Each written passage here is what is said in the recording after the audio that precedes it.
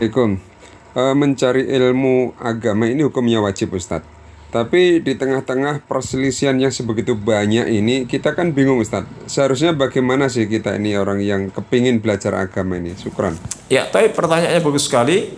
Mencari ilmu itu hukumnya wajib. Bagaimana cara untuk mendapatkan seorang guru yang kemudian yang benar? Sedangkan sekarang ini banyak perselisihan di antara para taruhlah ulama, ya, begitu banyak perselisihan. Maka ketika kita mencari ustadz atau mencari guru untuk kita jadikan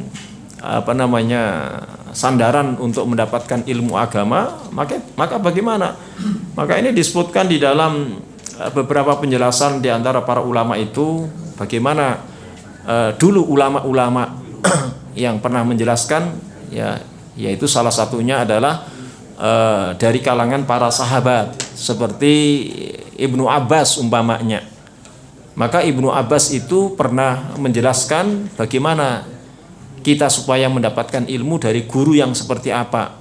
Maka Ibnu Abbas itu pernah menjelaskan dengan ucapannya, la tujalis ahlal ahwa fa inna mujalasatahum mumridatun lil qulub.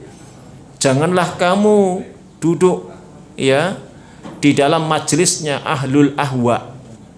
Duduknya kalian di dalam majelisnya ahlul ahwa mumridatun lil qulub, akan menjadikan hati kalian itu sakit. Apa maksudnya?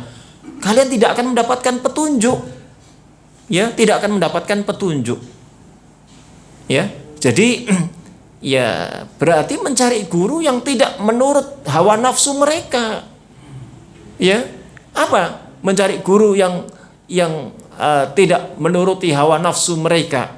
Karena itu akan menyebabkan hati kalian sakit, tidak mendapatkan hidayah, tidak mendapatkan petunjuk dari Allah Ta'ala.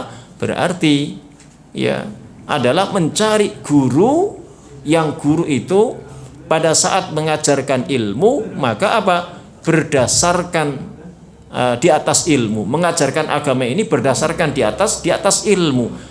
Dan ilmu itu dikembalikan kepada dalil, dan dalil itu dikembalikan kepada Quran dan sunnah yang sahih, harus yang sahih. Sebab sekarang ini banyak orang menjadikan sunnah itu kemudian ternyata hadisnya itu hadis yang dhaif, apalagi sampai hadis yang maudhu. Ya, itu banyak. Ya, berarti kalau kita itu mau mencari guru untuk dijadikan sandaran untuk mendapatkan ilmu, carilah guru yang pada saat mengajarkan agama ini, ya, berdasarkan di atas dalil Al-Quran dan As-Sunnah yang sahih. Kemudian di atas fahamnya para sahabat radhiyallahu anhum, itu lebih selamat lagi. Makanya Nabi ya pernah menjelaskan di dalam sabdanya, hadis yang sahih riwayat Imam Ibnul Mubarak.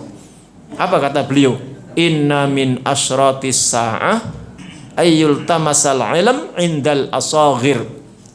Sesungguhnya tanda-tanda hari kiamat, akhir zaman. Ya, apa kata Nabi? Banyaknya orang yang mengambil ilmu, banyaknya orang yang mempelajari ilmu, ya, indal asaghir, di sisi orang-orang yang dikatakan asaghir, orang yang paling kecil. Apa itu asaghir? Kata Imam Ibnul Mubarak sendiri menjelaskan, al-asaghir ay ahlul ahwa wal bidah. Al-asaghir itu adalah orang-orang yang menuruti di dalam hawa nafsu mereka, orang yang berdasarkan hawa nafsu mereka, dan juga ahlul bidah, orang yang mengajak kepada kebid'ahan, menyelisih di dalam sunnahnya Rasulullah sallallahu alaihi wasallam. Maka itu yang harus kita ketahui tentang kita harus mengambil ilmu jangan seperti orang-orang yang seperti itu. Tapi ambillah ilmu dari orang-orang yang pada saat dia mengajarkan agama ini berdasarkan di atas ilmu, yaitu berdasarkan Quran dan sunnah yang sahih, ya, dengan pemahaman para sahabat radhiyallahu anhum. Karena sebanyak apapun amal kita pada saat kita beramal lalu tidak tegak di atas ilmu, maka amal ibadah itu nanti menjadi rusak semuanya. Dan kalau rusak berarti tidak diterima oleh Allah Ta'ala. Makanya dalam penjelasan ini ya anak ingat ucapan seorang Amirul Mukminin sekaligus beliau ini seorang ulama.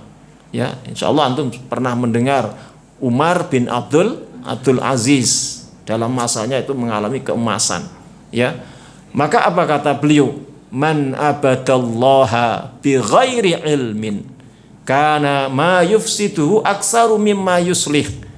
Barang siapa yang beribadah kepada Allah tanpa didasari dengan ilmu, maka kerusakannya itu lebih banyak dibandingkan dengan kebaikannya. Ya, sehingga apa? Itu diawali dari ketika kita mengambil ilmu dari seseorang. Makanya orang itu dinilai ketika menyampaikan agama, dia berdasarkan dalil apa tidak, kan begitu.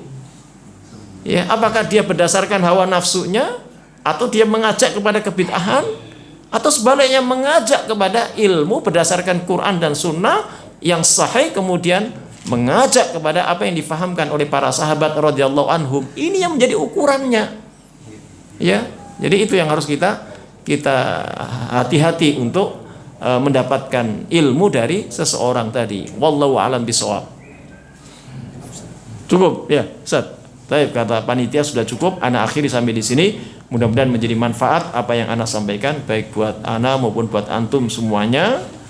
Ya, sehingga pesan ana dan selalu mengingatkan kepada diri sendiri sebelum ana tutup dengan kafaratul majlis. Apa kata seorang Ibnu Mas'ud radhiyallahu an, seorang sahabat Ibnu Mas'ud radhiyallahu an ini pernah mengatakan, ta'allamu fa idza alimtum fa'malu. Pelajarilah ilmu. Setelah kalian mengetahui ilmu, maka amalkan ilmu. Artinya kita nggak boleh bosan-bosan mencari ilmu. Setelah mendapatkan ilmu, amalkan ilmu. Dan akhirnya ana tutup di dalam kajian hari ini dengan kafaratul majlis. Subhanallah. Asyhadu an la ilaha illallah.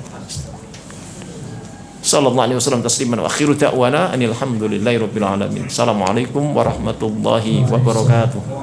Yuk kita ikut berdakwah dengan subscribe dan share channel ini.